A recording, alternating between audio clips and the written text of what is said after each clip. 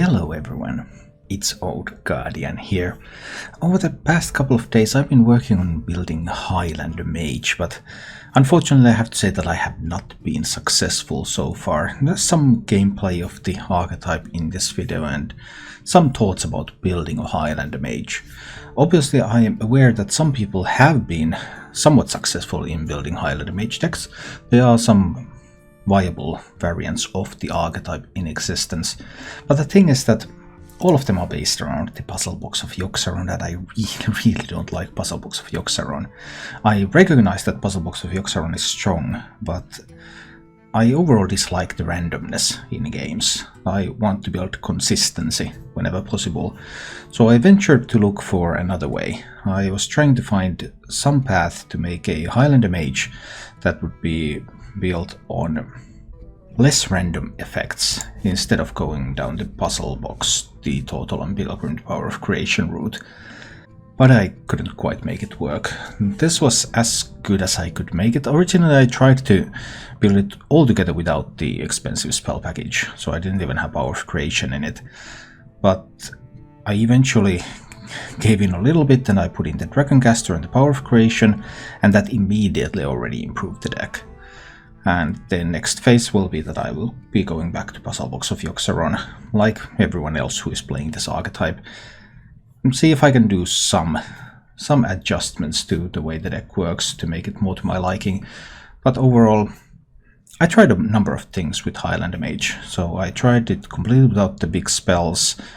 I tried it with Archmage Antonidas, tried to work something with the Cobalt Spellkin Archmage Antonidas synergy, getting those one-cost spells, using them to generate fireballs.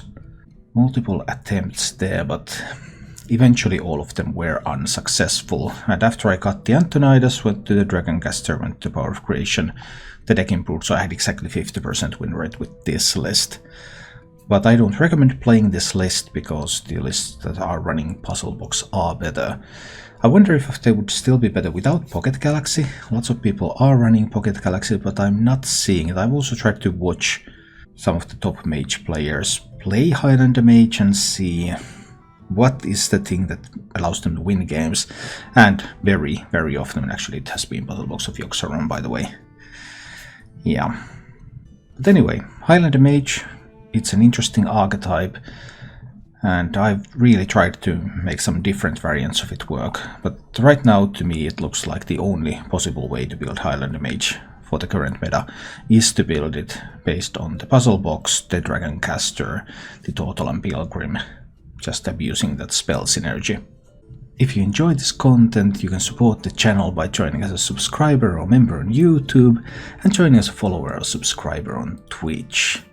And now, let's go take a look a little bit on how this particular version of the deck worked in action. And not Control Warrior. Let's see. I have quite a lot of healing in this deck right now. I have put in as much healing as it's possible to put into this archetype, because survival against aggro has been difficult historically.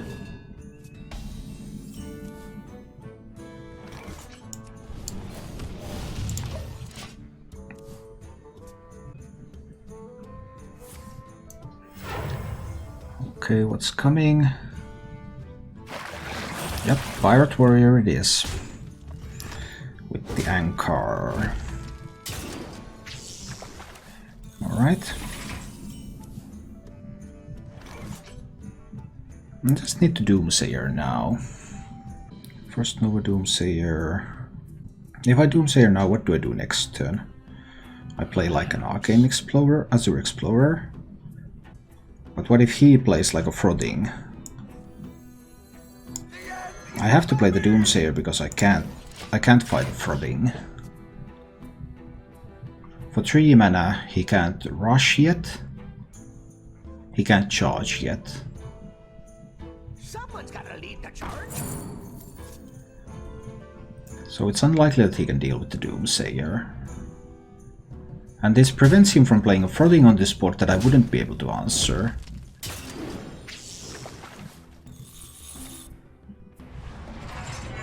So that's something.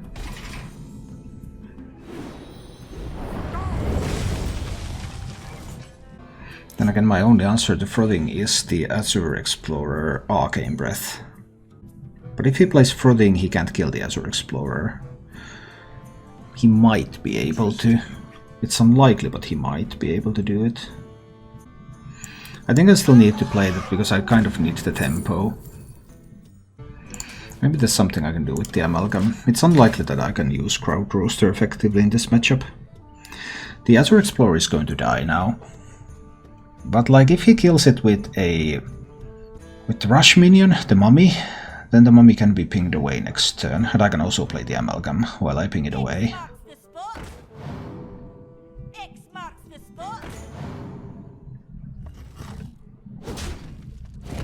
That's surprising.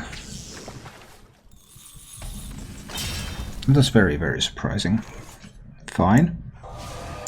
We kill one, discover a spell. Any excess damage continues to the left or right. I actually think I need this. So that I can kill like a barge. That means sacrificing this minion now, but that's acceptable.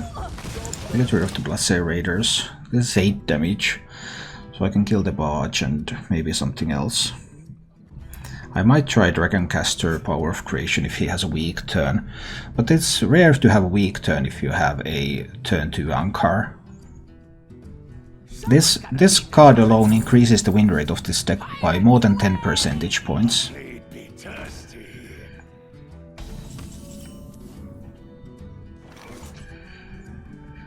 Okay, so if I play Dragoncaster Power of Creation, do I die? How much can he buff up the Frothing? I think I need to take the chance here. Because this is the best chance I have. Pair of Sunwalkers, yes. I believe this is the best chance I have. Then in combination with rolling Fireball next turn, this can potentially do a much bigger swing than I'm otherwise able to do. If I just use the Rolling Fireball, I still give him the initiative. Now he has to deal with this board, and there's a lot of stuff on the board. There's a semi-decent chance to pick up taunts, and I pick up a good one too. Not quite the 5-12 super high roll, but this is still a very good roll. Also, when the Divine Shield is being hit, that does not get the Frothing bigger, because the Divine Shield is not damage. Oh boy. Well, that was a surprise. That was a big surprise. Sacrificing the Frothing like that. Draw a card or generate 1 mana spells. If I manage to pick up mirror images, those would be good. On the other hand, I have some pretty good stuff in the deck as well, so I think I will draw a card now.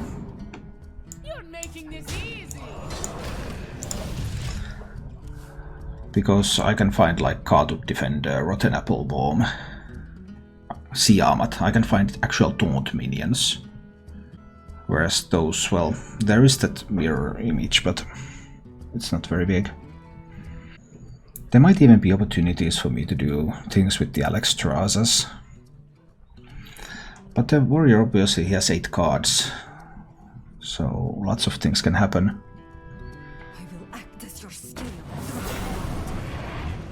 Oh, it's a Galakrond deck. That was a surprise to me. I didn't expect him to be running Galakrond. Now with 7 attack, I mean, that's probably going face, right? Can Zephyrus find me healing? Serious question. Zephyrus is just so bad at finding good stuff nowadays. Is there a chance for lethal next turn? Definitely. He can do Leroy combo. I don't have a taunt minion in hand, so I'll trade that away. And I will look for a heal. Heal or taunt.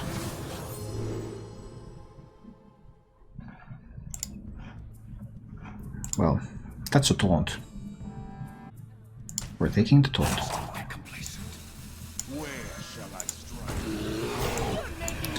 I'm taking the taunt so that I cannot be killed with some kind of Leroy and mercenary type of play.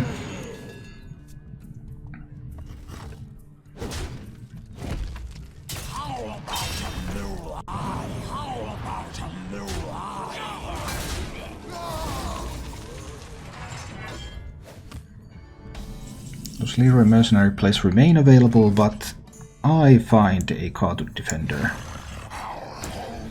And that's beautiful. So drawing was good because it got me closer to a minion that can heal me.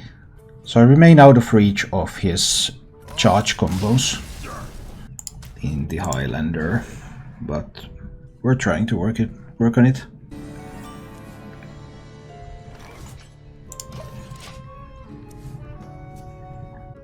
Well, sometimes I do, but rarely. Oh boy, that lackey. And there is the option of like coin snip snap.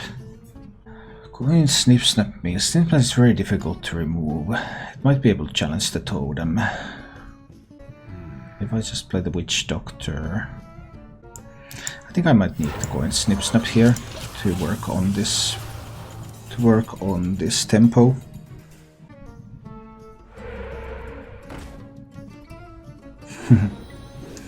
Tough choices.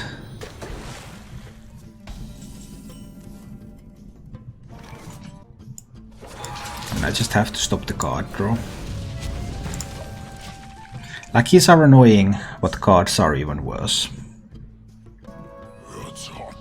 And it's difficult to get rid of the snip snap.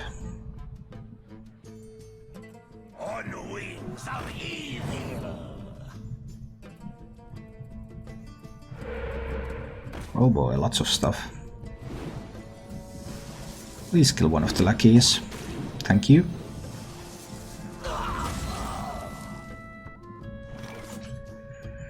But another 2 lackeys still left. Oh boy.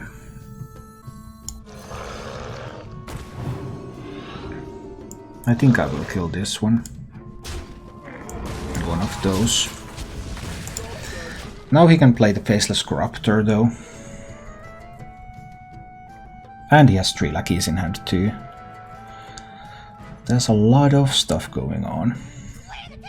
Ah, the damage lackey. Well, it was fairly likely to be in hand at this stage.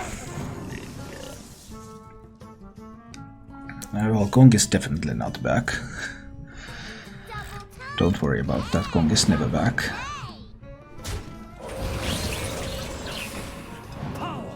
Just so many lackeys everywhere. That's crazy. That's just so many lackeys from those double evil totems. You need to get rid of that and stop that lackey generation. Draw a couple of cards.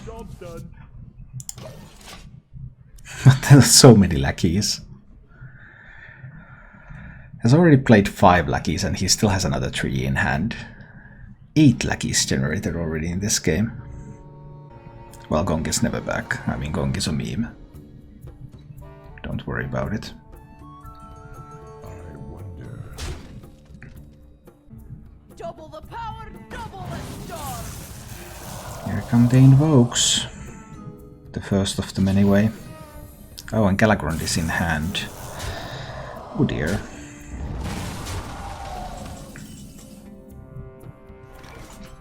Probably need to look at the Malygos spell now to see my options a little better.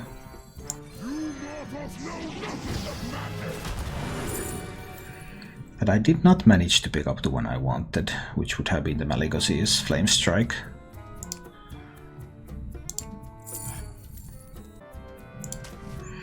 So I'll probably just wipe out these lackeys now with the missiles. Those were the weakest possible missiles, almost. Well, going face more would have been even weaker. Killed the 1/1, didn't kill the 2/1, and 2 damaged in the 3/1. Ah, that was some miserable missiles indeed. So 3 lackeys still in hand. I know there's a Galakrond in hand. Not sure what else is there. Oh, the Faceless Corruptor, of course. Not like I could do much about the Faceless Corruptor anyway, though. Didn't have a more powerful way to fight that board. Oh dear, oh dear. I mean, I can't just Flame Strike this board. Can I? What's the use? 11 damage coming in already from those. That's a lot of damage. I think I need to discover a spell here. Maybe I have use for another Flame Strike. I think I'll put in the Apple Bomb. Get a little bit of healing there. You can of course use the 5-2 to kill that, which is awkward. Yeah, Mage can't really remove this very effectively. I mean, Freeze Mage can, because they can just keep the board frozen for an extended period of time. And they have more Doomsayers and stuff, so they can abuse when the shaman fills the board. But Highlander is in a lot of trouble. We are friends now. Hello. Brightwing. So, Shield of Galakrond Elementalist has 3 invokes. 3 invokes so far, and I know he has Galakrond in hand. Even if I survive the Galakrond, then how do I deal with the... How do I deal with the next one that's coming? Too much stuff. It's just too much. And that's 13 damage. If I let this one to go face, then the weapon can just finish me off. He needs one more invoke for the weapon. So that's coming fairly quickly. I think this is a position where I need to high roll with the Spellkin though.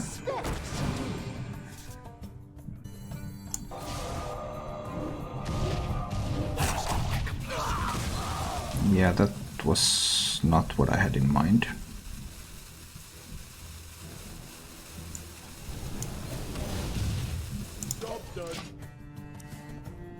Pretty much worst missiles throughout this game.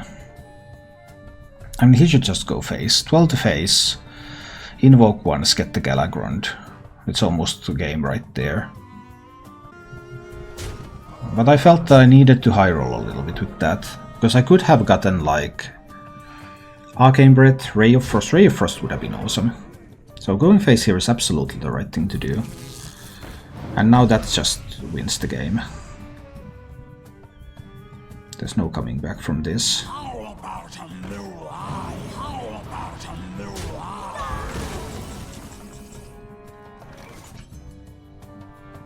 He hasn't had the invoke, but I don't think he even needs that. Because I absolutely will have to Flame Strike this board.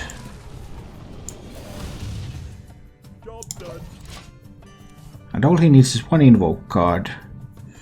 If he gets like the freeze spell, then he can play Galakrond on the same oh. Then that happened.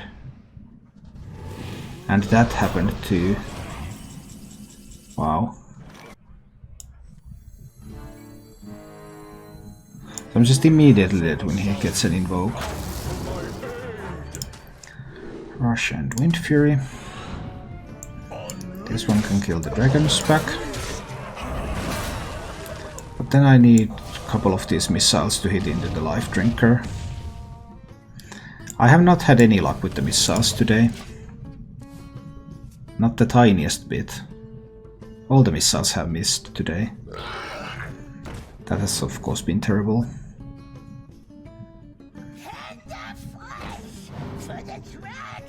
Okay, he has Galakrond in hand.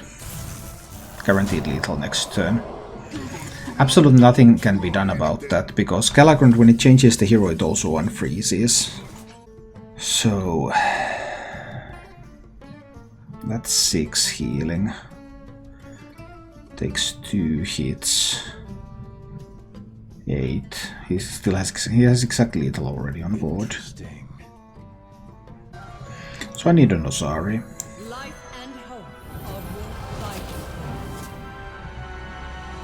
Neither of these is an Osari. That's a loss. Thank you for watching. If you enjoyed the show, please click the like button and subscribe to my channel for more.